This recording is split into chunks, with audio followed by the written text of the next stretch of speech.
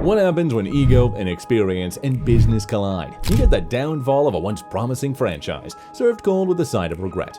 The Dallas Mavericks were this close to building something legendary with Luka Doncic, a generational talent locked in. Championship windows were wide open, but then came a seismic shift. Mark Cuban stepped back, a new owner stepped in, and Nico Harrison was handed the keys.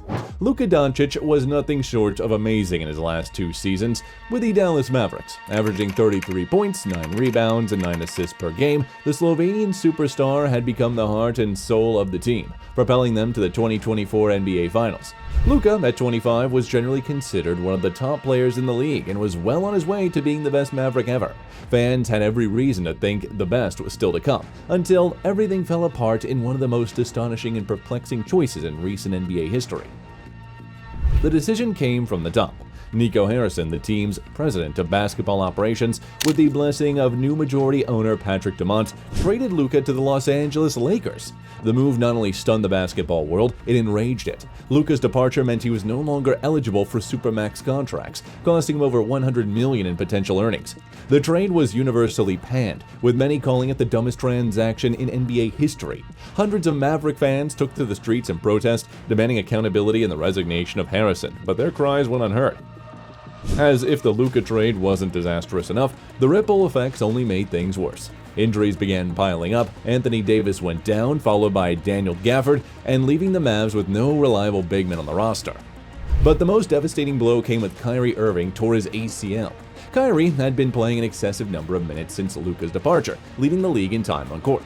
It felt like the team was collapsing. To make matters worse, even more insulting, on the very same day Kyrie's injury was confirmed, the Mavericks announced an 8.61% increase in season ticket prices. The timing couldn't have been worse, and fans were furious. One local commentator summed it up by saying, "You've got to be the dumbest person in the history of civilization." To understand how this happened, we have to go back to 2023, when Mark, beloved by fans and known for his all-approach to winning, sold the majority stake of the Mavericks to the Adelson family. The Adelsons are a powerful family behind Las Vegas Sands, one of the biggest casinos in the U.S. Patrick Dumont, the president of the company and son-in-law of Miriam Adelson, quickly took over as the face of the franchise. But Dumont didn't buy the Mavericks just to own a basketball team.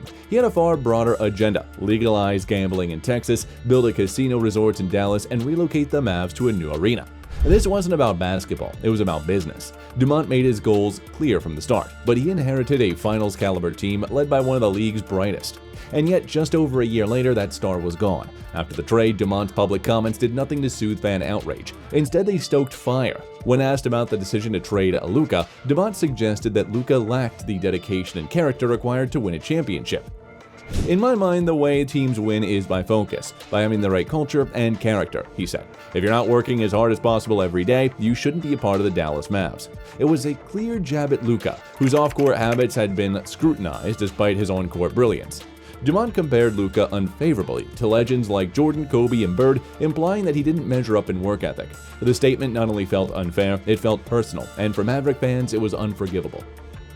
The architect of the deal, Nico, had spent much of his life working at Nike, where he'd worked directly with Kobe Bryant. A fitness and cultural purist, Harrison said he never viewed Luka as a player who suited his mold. Though all evidence to the contrary, he did not think someone who carried a bit more weight could be the face of a franchise. From the time he joined the league, Luka had performed at an exceptional level, and his stats only improved. Harrison, though, was not persuaded. Luka's writing in Dallas was on the wall when combined with Dumont's business-first attitude. It's impossible not to contrast all this with Mark Cuban era. Cuban bought the Mavericks in 2000 and immediately transformed them into a model franchise. He spared no expense, whether it was charting the most luxurious jets, or installing high-end chefs and recovery facilities, or creating player-first cultures where athletes wanted to work. Cuban sat courtside in jeans, shouting at refs like any other fan. He loved the game and his players, and that love was reciprocated. In 2020, Cuban famously said, "If I were to choose between my wife and keeping Luka on the Mavs, catch me at the lawyer's office prepping for a divorce." That was the passion fans had come to know and love, but just 15 months after selling the team, Cuban's former franchise was unrecognizable. Under Dumont's role, everything that could go wrong did. The team lost its superstar, its identity, and its connection to the community. Ticket prices went up, the roster broken, and public trust evaporated. Instead of building on the momentum of a finals run, the Mavericks now find themselves in shambles, spinning from one crisis to the next. And let's be honest, comparing anyone's work ethic to Kobe is a tough benchmark. You're almost always going to be disappointed. But when Nico Harrison questioned Luka's leadership and durability while simultaneously trading for Anthony Davis, it raised more than a few eyebrows. Sure, Luka enjoys his beer and hookah, but he's consistently played over 60 games every season. Davis, on the other hand, has only done that once since winning the title with the Lakers in 2020. At the time of the trade, AD was already dealing with an abdominal injury, not to mention he's 32, owned $112 million through 2027, and likely heading for another max extension that'll carry him into his mid-30s. So why would you trade a decade of Luka's prime, a player whose game doesn't rely on athleticism and could dominate past 35, for 2 fragile years of AD? Even more baffling was the return package. The Mavericks received Davis, Max Christie, a promising asset, and a single future first-round pick. That's it. Compare that to the Jazz, who got 7 firsts and 3 swaps for Donovan Mitchell and Rudy Gobert, or the Nets, who netted 5 firsts and swapped for Mikal Bridges.